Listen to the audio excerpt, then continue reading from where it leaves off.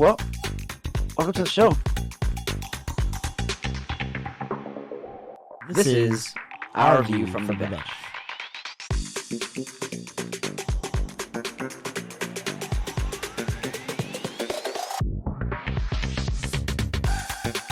Well, welcome to the show.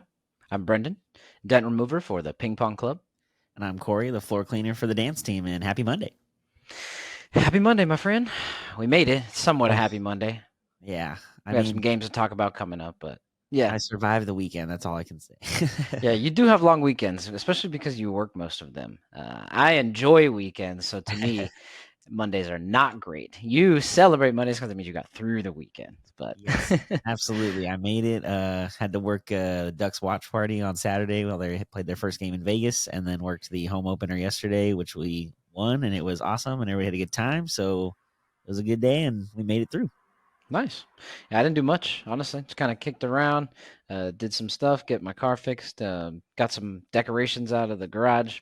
Just normal putting around. Of course, college football. College football was crazy this weekend. I watched everything, mostly the Oregon-Washington game that we'll talk about later for sure. But yeah, a lot of football this weekend. A little baseball as well.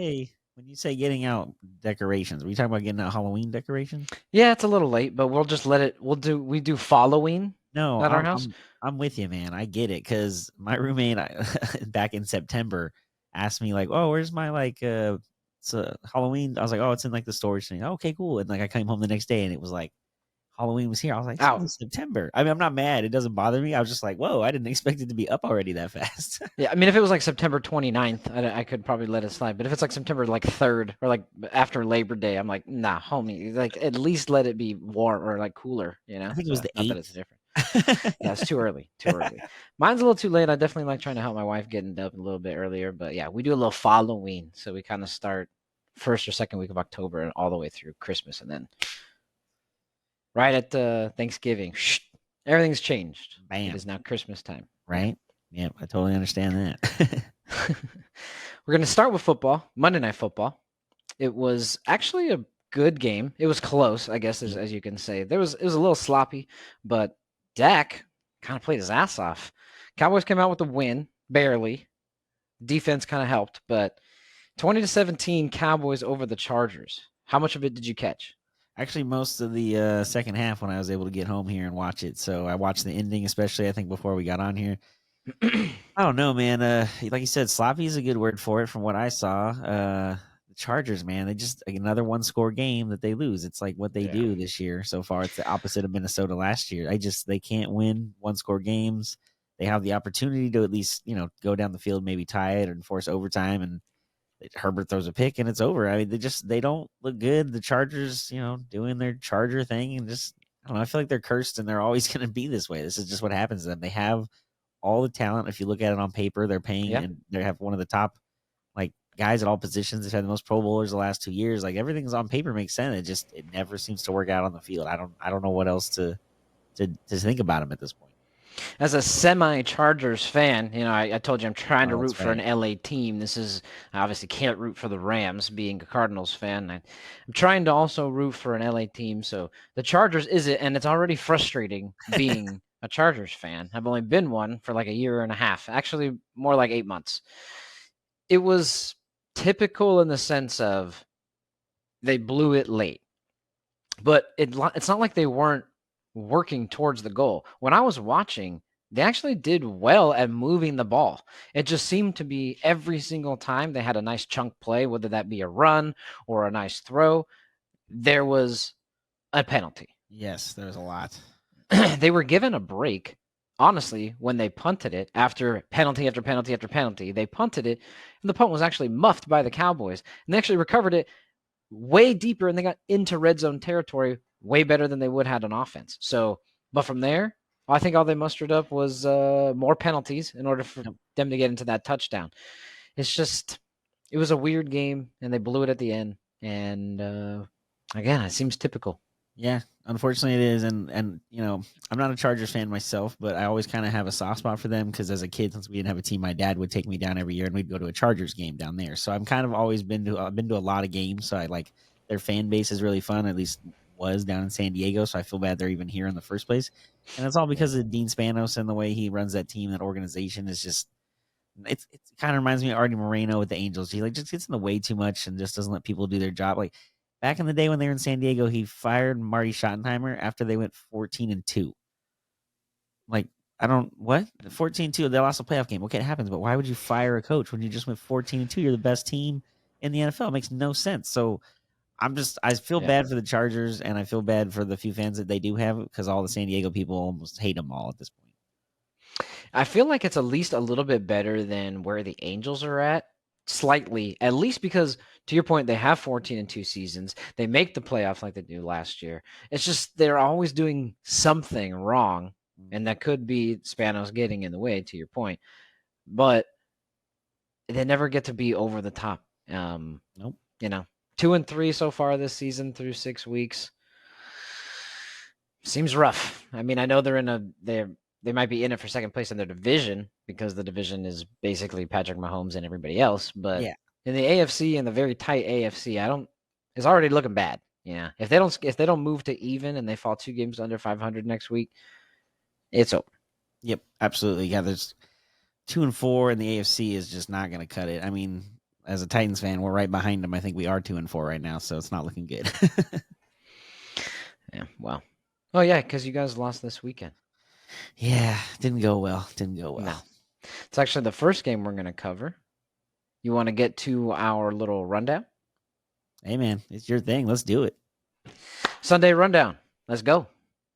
Say my name, say my name. Zay Flowers touches pay dirt for the first time in his NFL career as the Ravens travel across the pond to beat the Titans Sunday morning. Tannehill gets hurt and Malik Willis is forced to try and get the offense going. Derrick Henry carries the load as the Titans barely muster up 100 passing yards. Ravens defense too much for Tennessee. They take it 24-16. With one of the first games of the day, our bet was gone. Falcons can't seem to complete the comeback at home and fall to the Commanders. Howell throws for as many touchdowns as Ritter does interceptions with 3, and the Washington defense puts their stamp on the game. Canada had the biggest night of his career with 125 receiving yards. I think that's how you spell Canada, right? D-R-A-K-E? That's Drake London. Either way, Falcons blow it at home, lose 16-24. Commanders back to 500 and can sneak in at a wild card in the NFC. The biggest dudes of the NFC North faced off yesterday. Vikings went to Chicago, fighting for last place, and the Bears proved to be the worst team in their division after an ugly loss at home. Cousins looks lost without Justin Jefferson, getting open as he reaches only 181 yards and 1 touchdown. No receiver tops 50 yards. A rough score for a rough game to watch. Vikings come out on top, 19-13. I had a weird feeling about this. Bengals seem to be putting things together, even if it is against weaker teams. We both thought Pete Carroll would be able to get his defense in order, but the Legion of Boom has retired, and Joe Cool found a way to lead his team back to the win. The Hawks make things interesting as they attempted a late-game comeback just to take sacks in the red zone. Bengals moved to 500 for the first time this season at 3-3, beat the Seahawks 17-13. Bengals might be finding their stride here. That's scary for the AFC. There is now only one team left unbeaten in the NFL. The Niners go down to Cleveland and blow it against a third-string quarterback. Injuries to Debo and McCaffrey really dampened the Niners' offense, and missed field goals led to their demise. The Cleveland defense is stout as well. Through 5 games this season, the Browns have allowed a total of 1,002 yards. That is the fewest amount of yards allowed through the first 5 games of a season in over 50 years. Cleveland stuns San Fran 19-17. C.J. Stroud throws his first NFL interception, but while returning the pick, the Saints fumble it and give it right back to the Texans, who drive down the field for a touchdown. Can this kid do anything wrong? The Texans are a more legit team than anyone thought, as they are 1 game back of the Jags and tied with Indy for second place. Saints are all over the map and can't seem to play 2 consecutive games well. Texans look good, win this one 20-13. It's like Houston might be way ahead of schedule on that rebuild.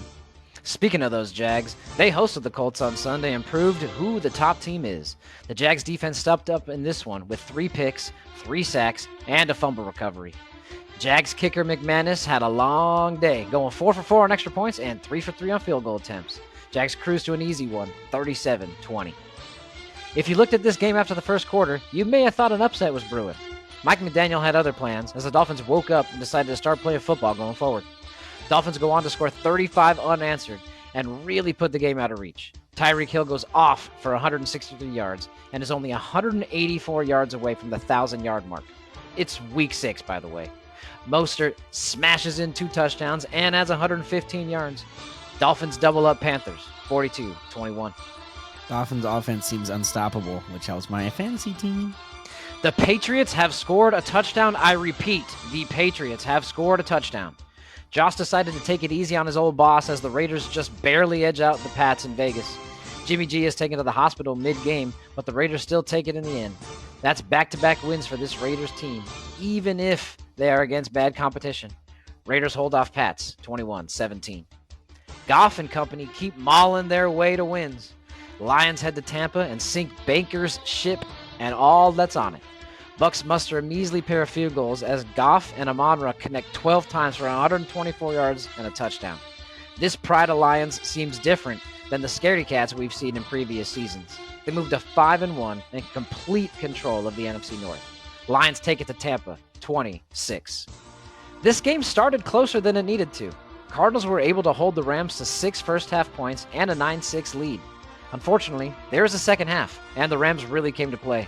Kupp passes 100 yards on his first 3 catches and goes off for 148 total and a touchdown. Kyren Williams was dominant on the ground, as well as adding 158 yards and another score. Rams roll easily after halftime, take it 26-9. If the Rams O-line can give Stafford time like that, they have one of the best offenses in the league. That was fast. There are now no unbeaten teams in the NFL. Eagles play follow the leader and decide week 6 is the perfect time to take the L. Eagles jump out to a 14-0 start, only to stall on offense and feel that top 5 defense. Zach Wilson might be getting it together, at least enough to not blow it. Jets keeping the AFC East interesting and had the Eagles their first loss of the season, 20-14. Giants lose in the state of New York for the first time in 30 years. Never mind the Meadowlands is in New Jersey. The point still stands. Although if you're Darren Waller, Kelsey Plum, or a Giants fan, you clearly feel robbed. The insanely missed PI call in the end zone was ridiculous, but it is what it is.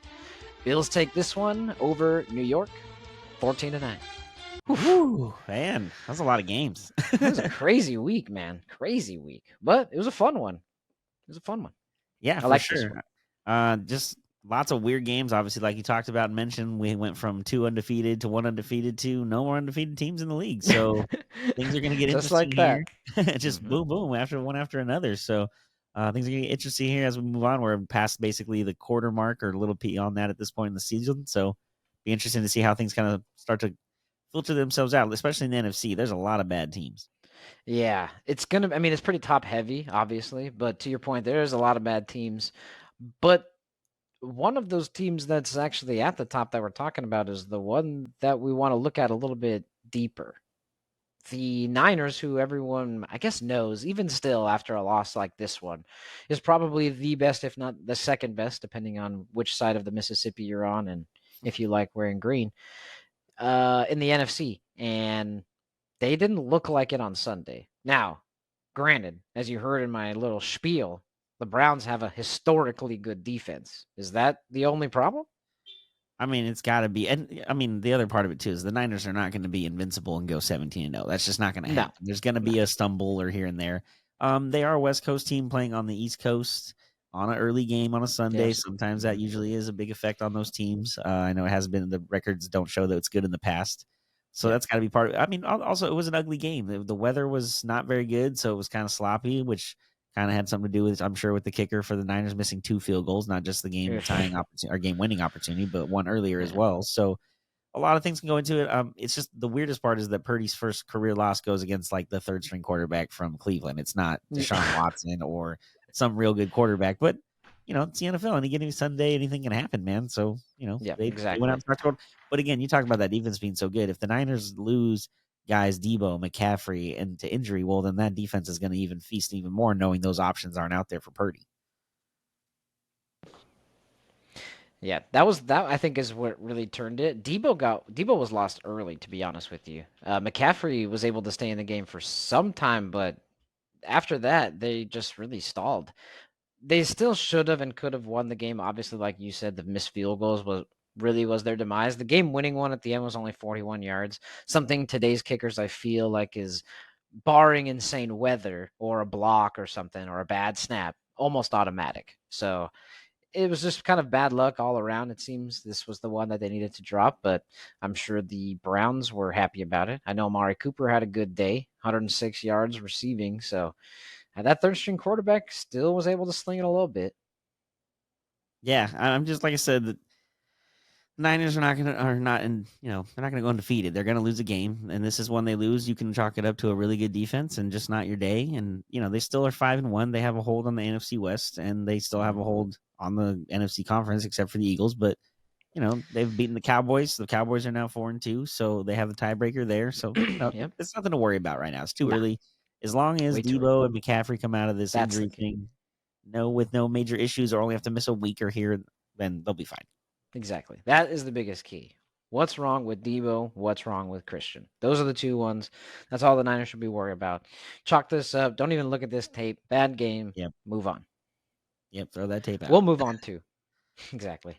We'll move on to the other recently defeated team, the Eagles. Man. Nobody really saw this coming. Everybody knows the Jets have a good defense, but they have great corners, and they just lost last week to, dang, who did they play? Either way, that it wasn't necessarily I think they got ran over. So Yeah. this is a great running team in the Eagles that could have moved the ball, at least not as well as they wanted. Jumped out to a 14-0 lead, and that was it. Zach Wilson was the one who came and put up the 20 points to take the dub. It's Hey, nuts, man. right? Yeah. Well, like we talked about, if all this crazy rehab, because Aaron Rodgers, the video came out earlier this week. He's walking without crutches, and then there's a video of him throwing a football the other day, not moving while throwing, but just standing and throwing. But that's still a huge what? That's way too soon to be doing that stuff. So if for somehow, some way, miracle, whatever medicine he's doing or taking gets him and rehab gets him to late back in the season, if Zach Wilson can just keep them afloat and keep them in the wild card race, and that defense can do their job like they have been, then they're going to be right there. I don't have an opportunity. I don't understand how Rodgers would have an opportunity to play at this point still in my life, and it just doesn't make any sense. But if it happens and they have an op, he's going to be there. I mean, I wouldn't. If I was him, I mean, is it this season or nothing? Like, Right? I mean, I would just rest, dude.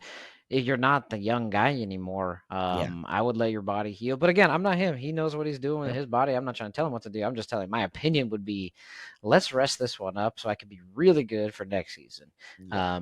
But yeah, he looks like he wants to come back. But they're not doing bad without him. 3-3. They literally lost him 4 plays into the season. So Zach Wilson has gone 3-3. Well, and the Jets defense, obviously, being a top 5 ranked overall defense is pretty helpful. Somebody who is not getting any help, especially from the refs yesterday, was the Giants. I'm tired of talking about the Giants. I'm actually tired of seeing the Giants. Why are the Giants on Prime? Can the NFL flex the damn schedule to get the Giants off? They're 1-5 and 0-4 in prime time. How has 4 of the Giants games been in prime time? And they've lost all of them. Can we stop watching them, please? Yeah, I'm with you there. I think part of the problem is the flex schedule doesn't happen until what, week 8 or 9 when they can start doing that stuff. It takes a while.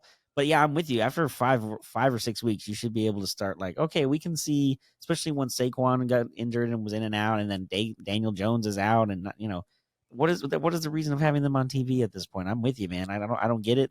But so like you said, they were robbed as far as the no PI penalty at the end or whatever. But this happens a lot. Every time, every team gets this one game or two a year where the call goes their way, and it doesn't go their way sometimes either. So there's nothing you can do now. You can't go back. It is what it is. Unfortunately, you just got to move on. And they have other problems and issues that are why they are where they are anyway. It's not just this one game completely ruined their season. They have so many other issues they need to worry about besides the referees. Yeah, they deserve to lose the game, I'm sure. All I'm saying is they didn't deserve to lose it that way because that should have been called. I'm tired of trying to figure out whether or not how much time is left on the clock. Should we call a penalty? You should call a penalty if it is a penalty, regardless of the time. You know what I mean? And so I had read somewhere that I think it was on Bleacher Report comments. because I didn't watch the game, that because there was playoff baseball on. It's Yeah. obviously better than a 9-14 Giants Bills game in the middle of October. So I didn't see it, but apparently there was a comment that said something along the lines of, "Oh, they just probably didn't want to call it 2 plays in a row." So Yeah. apparently there may have been like a flag or a holding or a pass interference or something on the previous play or a couple plays prior to that, and that kind of made them swallow the whistle. I don't if the technically, like, if you really think about it, if you're doing something that's against the rules, you're cheating. All they're doing is just like allowing it.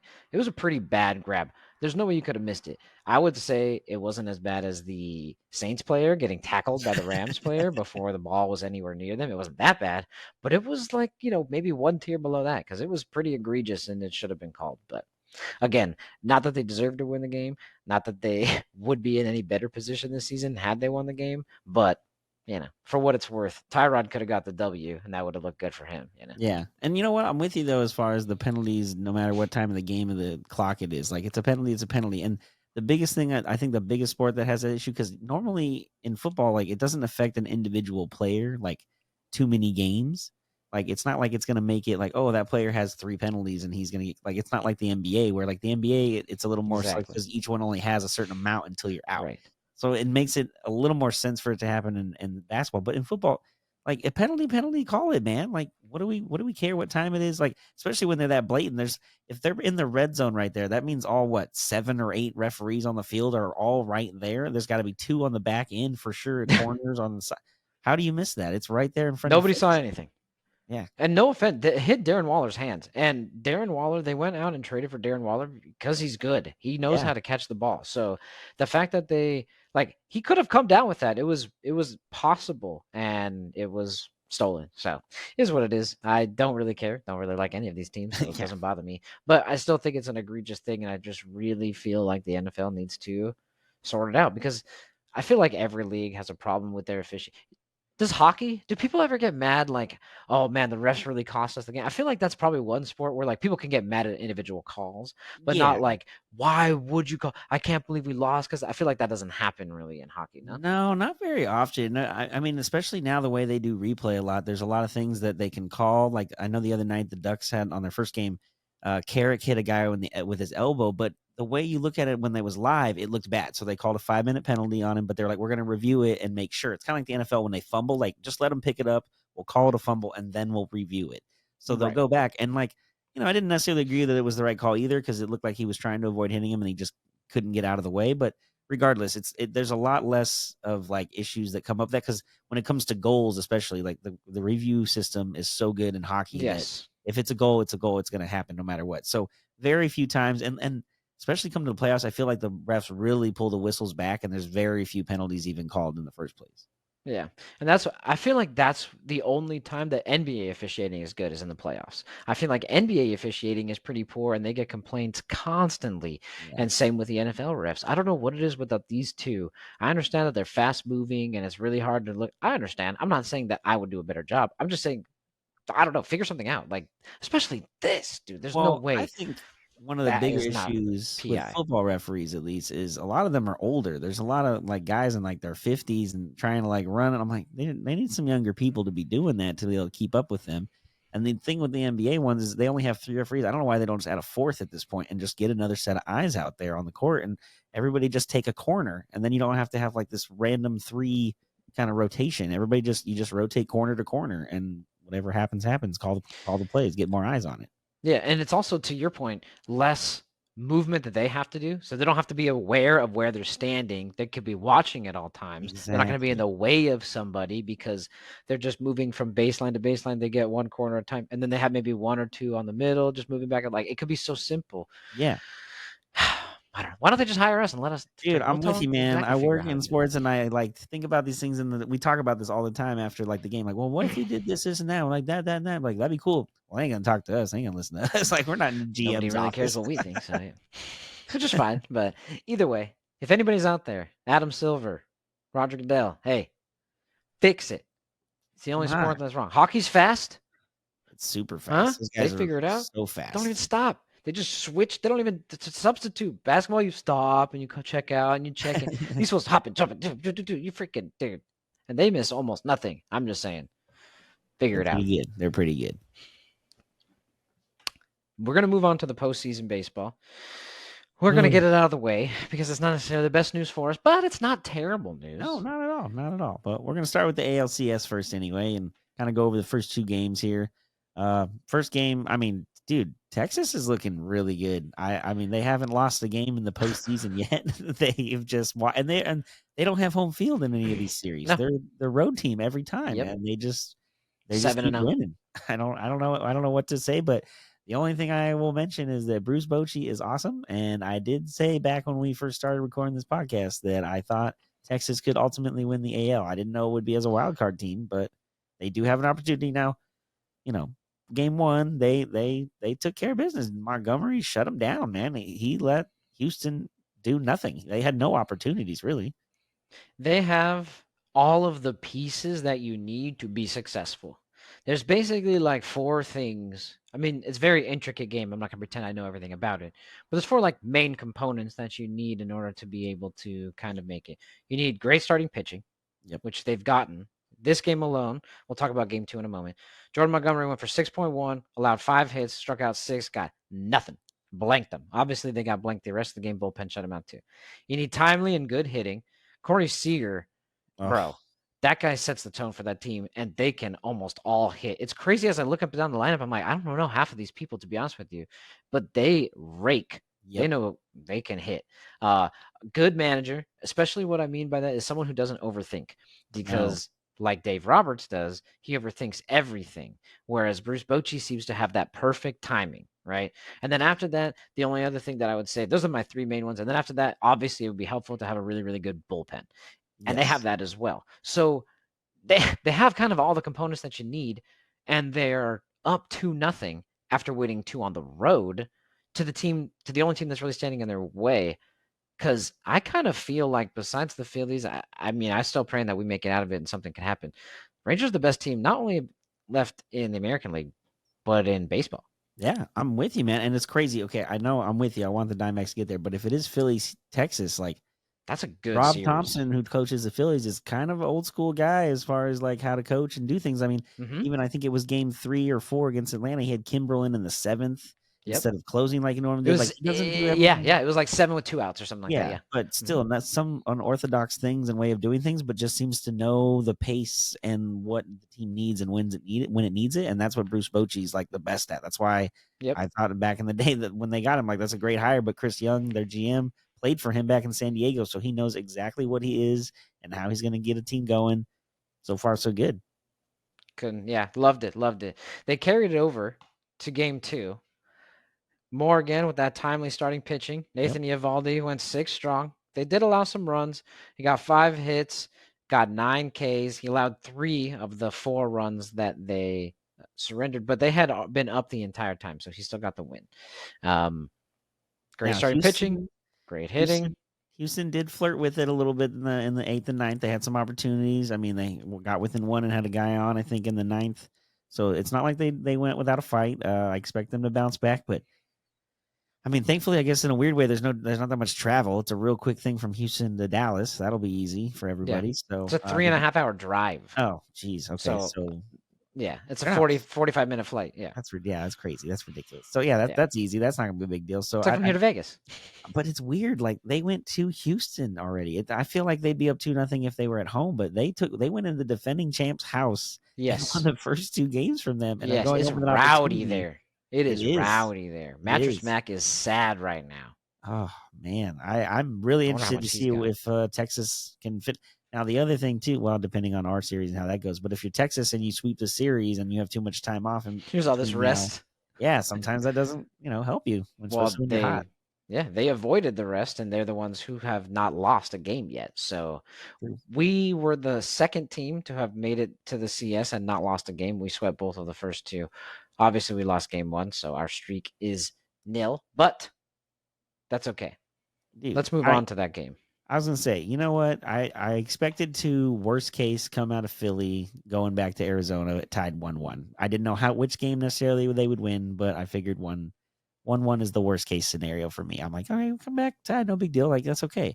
And, the first pitch of the bottom of the first, Schwarber hits that ball like just. Did it land yet? I don't even know. And then 2 batters later, Harper gets one and he just rakes it too. So it was 2-0 after the first already. And at that point, I was like, this is not going to be our day. But even though they gave up a couple more and it was 5-0, they fought back and got a 2-run Yes. shot. They got an RBI sac fly. Like, they didn't give up and they had an opportunity in the 8th and 9th with runners on. They just couldn't convert. So they're Yep. right in it. I feel like they should feel confident in themselves that they can hang with Philly, even though that place was loud as hell. That stadium, I think I heard a stat this morning, actually. They mentioned that since the Phillies have been in this stadium, Citizen Business Bank Park, that they have the best postseason record at home in all of baseball in the postseason. Like every year they've made the playoffs and they play at home, they are really, really good, which with that Dang. crowd and those fans, it's not hard to believe. Jeez, that's crazy. Well, I was kind of sad watching it. I didn't I got down, especially because I had heard a stat that there was, I'm pretty sure, well, it was Bryce Harper's birthday. Okay. Yeah. So of course he hit a home run.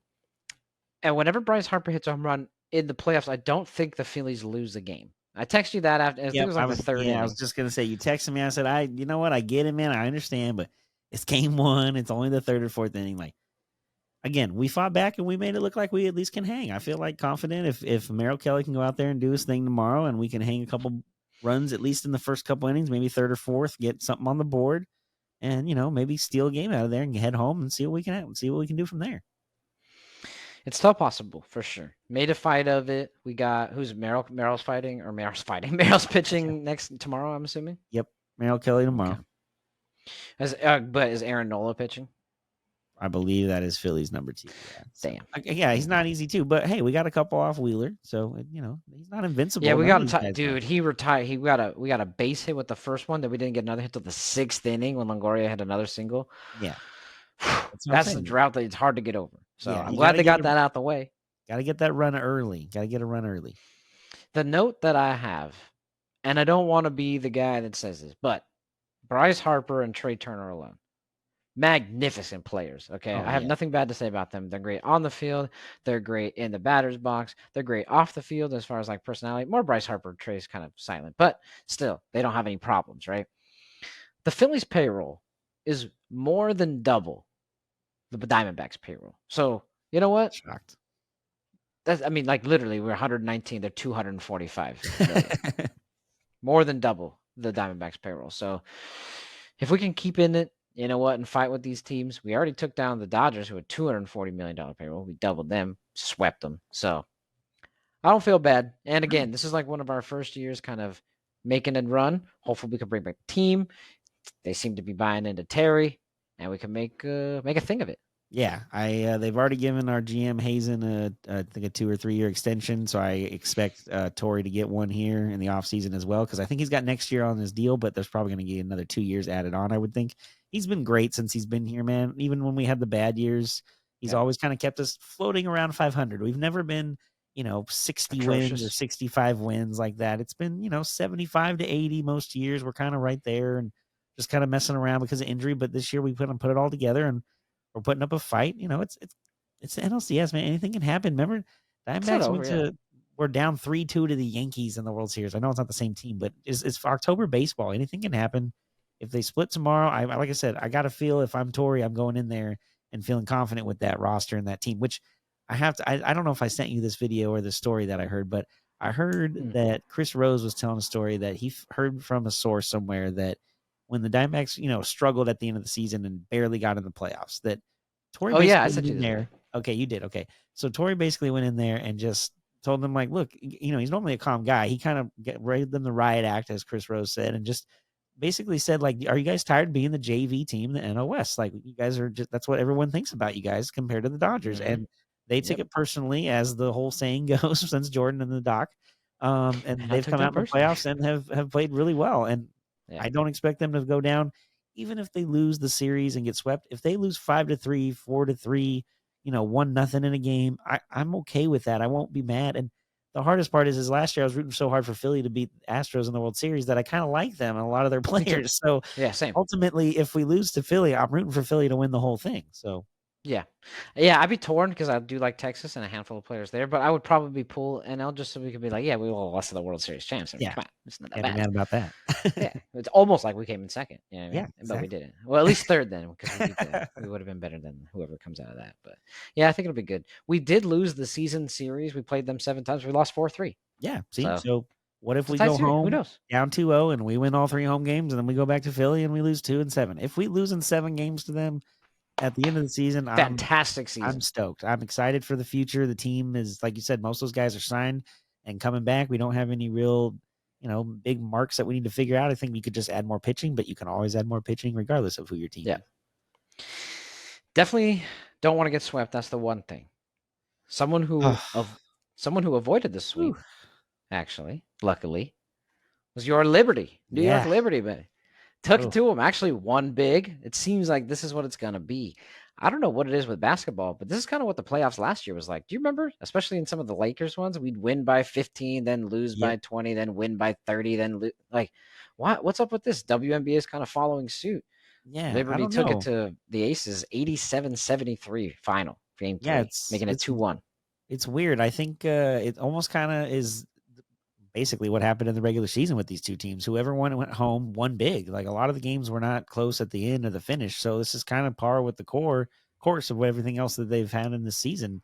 I think a big part of it is Liberty offense finally showed up and I actually played some defense yesterday. Stewart, who's already a They killed champion. them. Yeah, Stewart, who's already a champion, went 2012 double-double. Jonquel Jones led the Liberty in scoring with 27. So like everybody came to play and everybody did their job, and the Aces just kind of fell short. But again, they're still up 2-1, and it's their first loss in the playoffs overall too. Yeah, not bad. They killed it. Had a great regular season. My girl Kelsey Plum, she wasn't able to get. She dropped 29 on him. Game high 29. Still wasn't able to even keep it close, unfortunately. The rest of the team, her a little bit, but the rest of the team was horrible, dude. Aces shot 33.3%. Literally 23 shots, shot it almost 70 times, made 23. Wow. And 31% from 3. They shot it 22 times, made 7. Meanwhile, New York shot 52% and 43% accordingly. So there you go. It was a beating. But the crazy part was the unfortunate injury to Chelsea Gray. You read a little bit more into it. What happened to her? So in the middle of the fourth quarter somewhere, she's guarding Brown Stewart. I don't exactly know. They haven't said exactly. They just said foot injury. So they haven't said ankle or toe or any of that. But she left the court in a lot of pain. Had to be helped with a couple people to get to the locker room. That's a big loss if she doesn't get to play Game 4 because right now she's starting point guard, right? Yeah, and she's in question for Game 4. She was the MVP of their finals run last year in the playoffs. So she's the fourth leading scorer on the team with 15 points, which is also what she's been averaging in the playoffs. So damn, without her in Game 4, that's a huge void. And she's one of those two. She's kind of a rah-rah, gets the team emotionally going. So if she's not on this court, I mean, I'm assuming she'll be on the bench, worst case, but that's not the same as being out there. And obviously not. If New York can sneak out Game 4 and head back to Aces home place, and they don't have Gray for Game 5 even, that could be a huge game changer or series changer overall. Imagine a reverse sweep. You lose the first 2 and then you just win 3 straight. Sheesh, bro. Maybe. It can happen if you get hot and you're feeling confident. I mean, the other thing too is like we talked about earlier, Breanna Stewart is a champion as well from the Storm, and Courtney Vandersloot, the 3-point specialist they brought in this year for Liberty, she was on Chicago Sky when they won a couple years ago as well. So there's some veteran players on this team who they know what they're doing and they're legit. They're champions. Yeah. So I expect them to bounce back. And I don't know. I'm a huge Enescu fan myself, so I'm always rooting for the Liberty at this point. No, Aces, come on, let's get back. Don't even let them come back. Leave them here. You guys flying back champions. Come on, take care of it. Game 4. Hopefully Chelsea's able to go because normally they have like a couple days in between. They've had like 2 or 3 days in between recently. So hopefully that stays the case and she gets some time to rest. Yeah, I would love to see her back out on the court and see what if this could be a full 5-game series even with her included. We want to talk about a game that happened on Friday night. Something that many people would normally probably miss. 2 unranked Pac-12 teams. Of course, we're talking about Colorado again. I'm sorry. It's interesting. Okay. It's bad too. It's bad. This time it was bad. They were up 29-0. Yes. They scored 29 points and it held Stanford to 0 at halftime. Okay. Then they lost 46-43 in overtime. I just, dude. Okay, so this I is the craziest part, though. When we started recording on Friday for our past episode, which if you want to go back and check it out on YouTube or Spotify or Apple Podcasts, just search "Our View from the Bench." They were up, I think, 16-0 or something when we were like, "Oh, cool, this game's getting out of control almost early," and then it was like 20, and then we started recording. We get done and we go back to look, and they're going to overtime, and we're like, "What the heck happened? That was like an hour ago. What in the world went over in Colorado?" Bro, it was nuts because when we go and look, we got to see. I was watching some of the plays, especially the one that's on the screen right here. I have like a still shot of it. For those of you on YouTube, lucky enough to see what I'm talking about. If you're listening on one of the other platforms that Corey just mentioned, Spotify or Apple Podcast, go check us out on YouTube. You can see all this nice stuff that I make. Check it out. Just search "Our View from the Bench." But you can see it's literally, unfortunately, over Travis Hunter. I like this dude. And it wasn't even his fault. He was literally on him. That's how good he is at defending people. But the Nothing dude wrong. reaches over and catches it with the back of his head.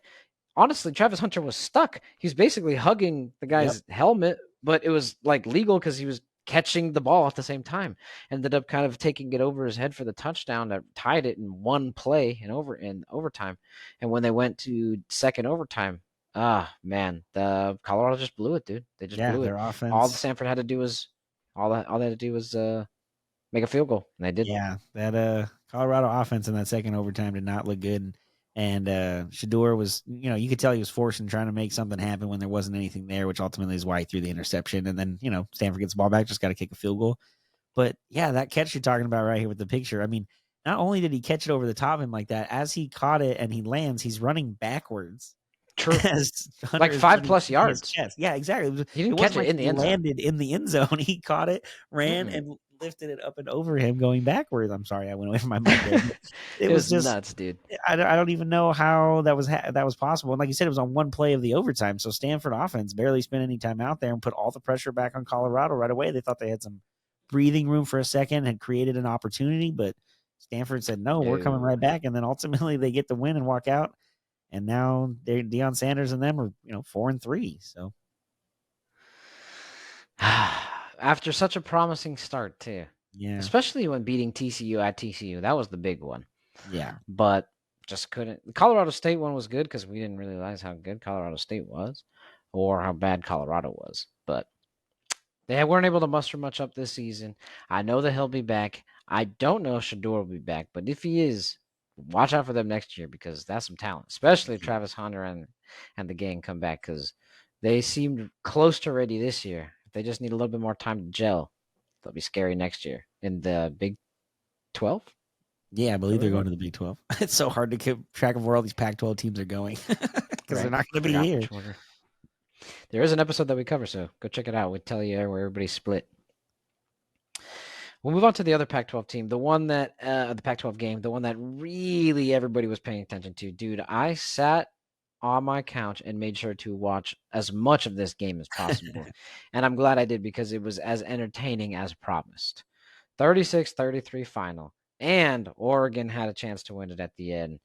Great game, dude. Great game. Michael Penix, bro. He is good. He is very good. The only thing that's weird about him is when I watch him play, I see a left-handed Phillip Rivers with the way that he throws the ball. He has this like weird sidearm, ugly delivery that looks like he can't throw it, but it's so far and so accurate. It's like I said, like Phillip, he's just still good, even though he doesn't make it look pretty. This team is good. He's got some heart. It was fun to watch. I was rooting for Oregon, so I was a little disappointed in the end, but great game nonetheless. Did you catch any of it? Unfortunately, I did not see this live because I was working on Watch Party Brewery on Saturday during this. But good. I went back and watched all the highlights on Twitter and stuff and saw what I needed to. I'm actually really excited that Washington won. I feel like with this being the last year of the Pac-12, why not go out with Washington being the team, to represent them possibly in the college football playoff and even win the whole thing? Like just coldly go out of the norm or the expected of the Pac-12. And now that they've beaten Oregon, they're going to probably worst case, face Oregon again in the Pac-12 title game, because this year they're not doing it by divisions, I guess. They're just doing the top 2 teams, and it's all said and done, which is another Oh, weird thing and weird way for to sign off of the conference, but whatever okay, works for weird. you. So maybe they end up facing each other again, because Washington is going to have to play USC. Oregon's going to have to play USC, and they already have one loss anyway, but they're not within conference play yet. But they're not going to beat both of those teams if they played like they did against Notre Dame. There's no way. These 2 teams are Well, the best no. 2 teams in the conference by far. And ultimately, if Yes. Washington can win out, and including the Pac-12 title game, I think they could easily be number 4, number 3 in the big college football playoff and be there and represent. And depending on matchups and things, if they can go against Georgia, I think that might be the end of the line. But at least they can get to the national title game would be crazy. I think that because the other 2 teams that are basically there and are seemingly locked until they play each other, which is going to be interesting, is Michigan and Ohio State.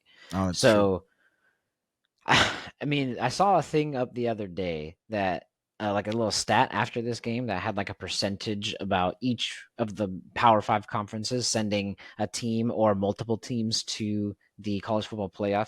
It was basically guaranteed for the SEC. I think it was in like the somewhat of like 70 percentile, mostly Yeah. because Georgia just basically has to lose in order, because otherwise they're just going to give them the number 1. I mean, why wouldn't unless you they at this lose. point? Yeah, exactly. Which honestly, man, until they blow it, I guess they deserve it, right? Why Yeah, why absolutely. let it why change it? So, but No other reason than to. that, it's really just it comes down to Michigan and Ohio State. Well, Ohio State hosts Penn State this weekend. That's tough. Well, Yeah. Penn State has to play Michigan too. So, and Penn State's ranked 6th this week. So they're going to be a tough team. If one of them loses, they should be out of the playoffs, because there's just too many undefeated teams that are still up at the top. Yeah, that's true. So I'm hoping that maybe them. I'm sorry. What's his name? Kevin? Oh, yeah, my Your brother-in-law brother-in-law? for Ohio Sorry, State. Yeah. Kevin. Rooting for Ohio State to lose. Go blue. Oh man, Uh, he's going to be I so know. mad. I'm sorry. Don't be mad at Corey. Be mad at me. when I went over there to Ohio for the first time, he mentioned something about, I don't know what we were talking about, but something about Michigan. Ohio State came up. He's like, "Oh yeah, the team from the north." Like they don't even say the name Michigan. Like my sister, who does not care, was like, "Yeah, you don't say University of Michigan around here. That's like not a thing." Well, whatever. That's who I'm rooting for to represent the Big Ten in the college football playoffs. So we shall see. But if one of them loses, I think Washington can take it. Yep. The team we were rooting for in the Ugh. Pac-12, that has basically killed any and all chances of them doing anything, besides the fact that they were barely escaping against unranked Pac-12 teams. They go down to South Bend. That's what it's called, South Bend, Indiana. Yep. And get annihilated, bro. Notre Dame hands it to them under the bright lights. Primetime television on Saturday night. And they get blown out 48-20. I've got some still shots on the screen from the game. That's basically how it went. It looks like USC is getting torn up. Caleb is getting sacked by 2 people, completely torn as he's trying to get rid of the ball. Another running back for the team is stiff arming the helmet off of a Trojan defender. It was bad. It was bad. I saw the first half and the third quarter and then stopped watching because it was pretty bad. Did you see any? Oh no, you were working, or did you catch the night game because it was No, didn't see it either because the Doug game didn't start till 7. But I did see that like everything I was getting on my phone was Caleb throws another interception. Caleb, I was like, whoa, what is happening? 3, bro. I didn't expect SC to win this game, but I didn't expect it to be because of Caleb. I expected the defense to give up too many points, which they did, but that was also because Caleb turned the ball over within their own territory a lot. And Yes. short field to work with that the defense had no opportunities to really even make any stops. I mean, you give up 48 points, you're not going to win a game. And well, I mean, if your offense can score 50 normally, yeah, but Caleb did not look like himself. Almost from the pieces that I saw, it almost looked like he was trying to make something happen that wasn't there and forcing because he knew they were behind. And that kind of makes you just even worse at that point. You're just forcing too much. And that's probably why he threw a couple extra picks at the end instead of, I mean, I know he threw one early too. It wasn't a good day for him in SC, but that's Caleb's one bad game in the last year and a half at SC. I mean, he's going to have a bad game here and there. He's human after all. Yeah. But I don't know if it was even, I mean, it was his fault because he's on the field. But every time I seem to turn around and look at the TV, every single time the Trojans had the ball and said hike, it was an option play. do they do anything? Like, I was just like, when are they going to run something different? It's always a triple option. He either hands it off, runs it himself, or passes it to somebody. Every single play. And they defended it extremely well. I don't know if it's an O-line thing. I don't know what it is. But there were basically two talented people I saw wearing white on the white uniforms on Saturday night. It was Caleb Williams. And I only just know that he's talented. I didn't see his talent that night. And freshman wide receiver slash kick returner slash punt returner slash utility guy, Zachariah Branch. Whew, that kid is a beast. He's so good. He just got back from injury, and apparently they were talking him up like crazy that the team was super stoked that he's back. And I saw firsthand why. Super fast, very shifty, hard to tackle, good hands, and he's really hard to stop in the open field. He was too shifty on a punt return. He ran out of gas when trying to get past the last guy. But other than that, it was a touchdown return. So he looks really good. The problem that I'm thinking is, unless they have a quarterback lined up, I know Lincoln Riley has him ready, but there's also rumors that he might follow Caleb Williams to the NFL, depending on what team has an opening. Is if Caleb does go to the NFL next year, is who's going to be throwing to this guy? I want to see this guy because he looks good. But the more I think about it, Caleb Williams said he's only going to play for 5 freaking teams in the NFL. The Cowboys, the Raiders, the Giants, the Vikings, and the Niners. And only 2 of those teams are near the top pick. I don't know if they own their own or whatnot, but that'd be the Vikings and the Giants.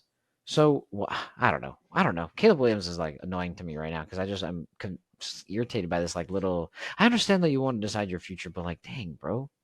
Yeah, but you also, when you go to SC and you know you're going to play there to get the attention, you're ultimately going to end up on a bad team. That's usually how it works in general. Number 1 picks go. The other thing too is even if you're Caleb and you're saying those things, like now you're looking at this offensive line that you're playing with at SC. Do you even want to come back and take the chance of getting injured and then not ultimately getting anything in the NFL?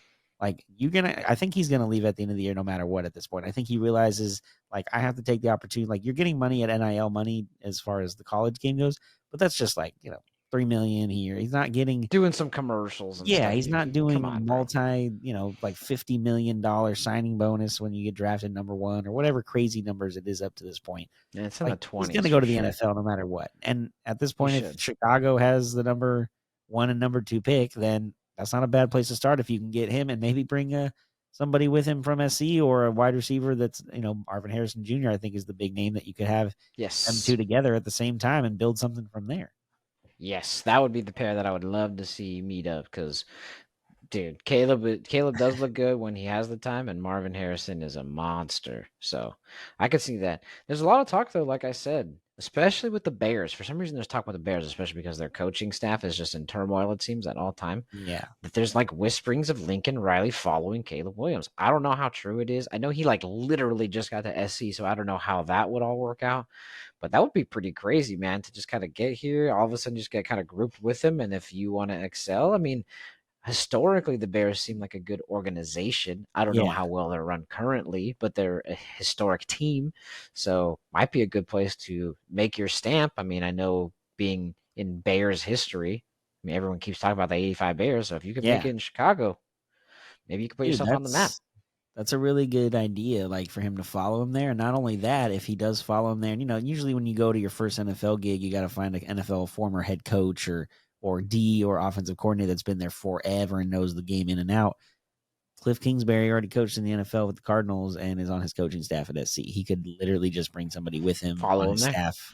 And, if Caleb and him have that connection and want to do and know what they can do offensively with actual talent on the NFL that you can pay to come and play with you, instead of just getting these scholarships. Hoping to recruit the best people you can. Exactly. Yeah, then maybe that's something he has to think about. And, if I'm Lincoln Riley, maybe if I can't win in the NFL, at least if I go to, or the NCAA win the whole thing, at least if I go to the NFL, maybe I can actually hire a real defensive coordinator with real defensive players. And if I can have my offense do my thing like Mike McDaniel's down in Miami, maybe I can win the whole thing. I think it's possible. That'd be pretty crazy. Now, another team and this is a weird one because it's kind of coming out of nowhere, but do you think North Carolina, who had a big game yesterday or this weekend against Miami, can actually, I don't know, sneak into the top 4? It's one of those teams that I was referencing earlier that's still now undefeated Mm-hmm. and deserves to be considered if one of those other top teams loses a game. They play in the ACC. They don't play in some scrub random. It's a power conference. Yep. Granted, it doesn't get the lore and all of the fanciness that the SEC and the Big Ten get, but it's still a tough, and they're a basketball school. I know it doesn't Right. It's matter, but crazy. still. But they do take it to the Hurricanes. They beat them by 10. They hosted them, so they took them out at home, 41-31. And you thought we had discussed this because this is the same team, the Hurricanes, that had this crazy loss last Yeah. week. Go check out our Monday episode or our Friday episode to talk about it because it was something else. Oof. Anyways, the way that they came in, you had thought that they were going to kind of bring that fire. Yeah. I thought, you screw up that big game last week just so badly. And now you're going on the road. So you have your home crowd to tell you, like, boo, you suck from last week. Like, you're on the road. You're as a unit. Usually, road games are business trips. So you're there to take care of business. And they would be buttoned up and ready to go. But Mac Jones, man, the guy who's just been coaching forever at North Carolina now after his run in Texas years ago, just keep on winning and find a way in North Carolina to hang around. And like you said, a basketball school is what they're known for, but the ACC is no joke. I mean, that's got Clemson in there. If they can win the Exactly. ACC and win the ACC title game, they're undefeated when it's all said and done. You got to at least think they're going to be in the discussion at number 4. They're already at number 10 now.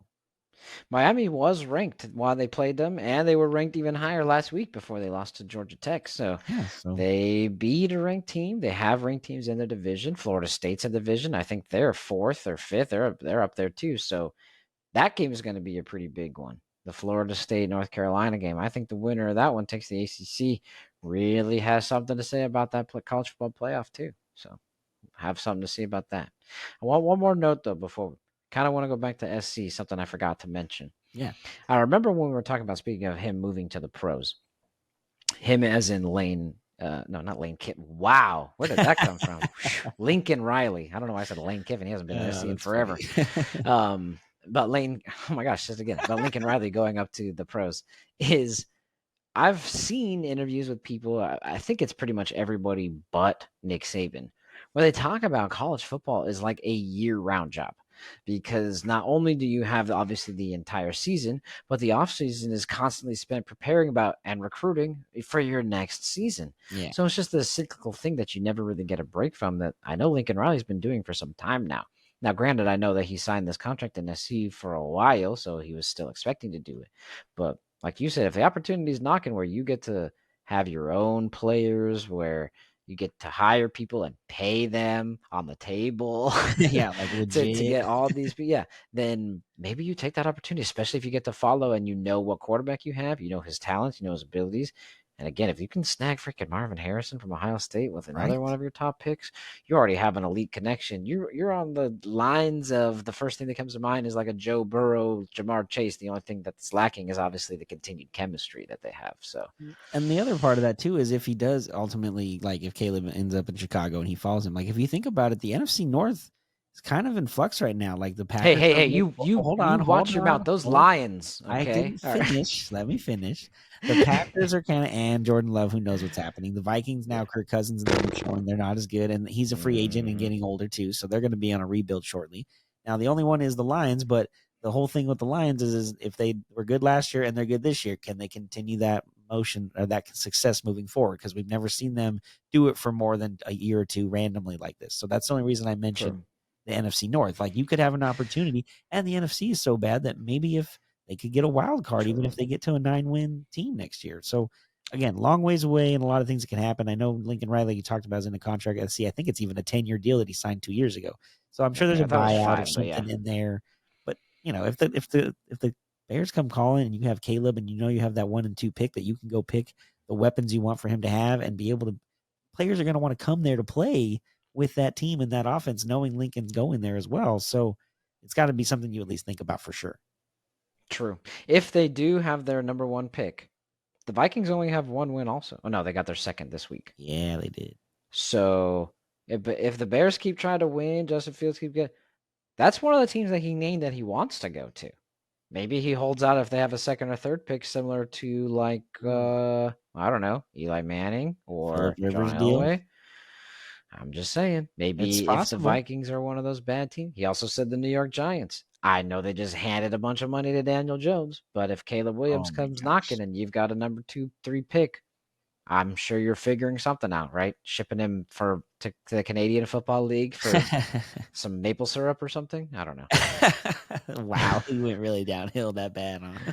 I'm just saying, dude. I don't know why he's still on that contract. I think it's a little bit more than it needs to be. Yeah. We've talked about it till we're blue in the face that they should have handed the money to Saquon, but that's neither here nor there. We're not Yeah. Giants fans, so who cares? But still fun to talk about all the crazy stuff that could happen with Caleb. I just wish he wanted to go to our team. Yeah, well, you might not be a fan of that team much longer anyway, so it might not affect you much. Very true. Very true. But that wraps up the core of the episode. We still, of course, I mean, don't have a Monday without Milk Monday. Still got that, but I thought it was a pretty fun one. We're getting into the heart of college football season. Some of these ranked teams are starting to fall to each other, so it's starting to get a little bit more interesting besides just seeing a bunch of undefeated teams because they're playing, San Jose Yeah, State and East got it. Appalachian State and all these random universities that you and I could afford to go to. The big schools are starting to play the big schools. NCAA preseason, as they say, in those first couple weeks when you're playing those small like schools. And now we're in, like you said, the thick of it. Conference play is really picking up, and it's going to be a lot of good things here, hopefully, for at least the Pac-12 to go off on not a storybook ending, but I guess if it's going to end, at least hopefully you can end with some kind of firework or spark.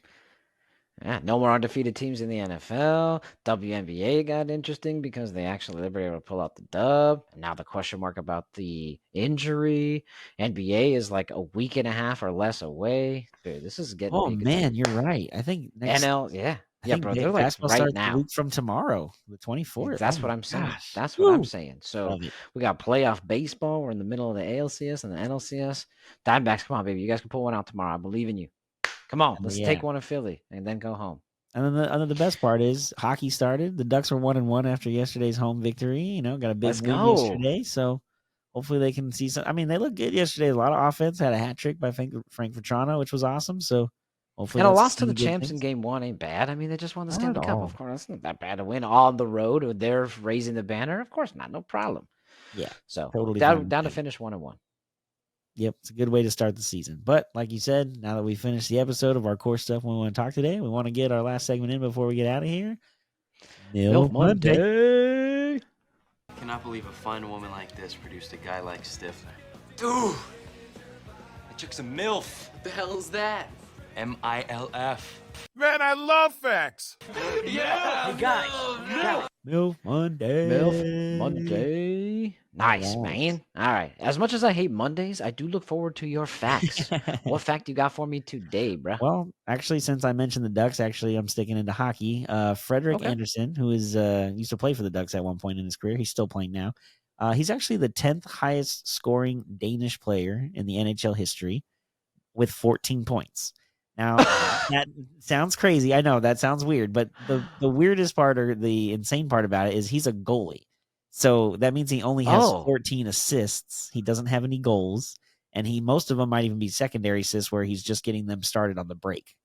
Now, wow. The weird part is the leader of this list of top Danish players is Frans Nielsen, and he had 473. So it's not like Freddie's even close, but he's number 10 of 17 current or former Danish players to play in the NHL. And again, he's a goalie and he has 14 points. I just think it's kind of imagine walking around and be like, dude, do you even know who I am? I'm one of the top 10 highest scoring Danish players to ever play in the NHL. Like, I'm literally top 10. I have 14 whole points.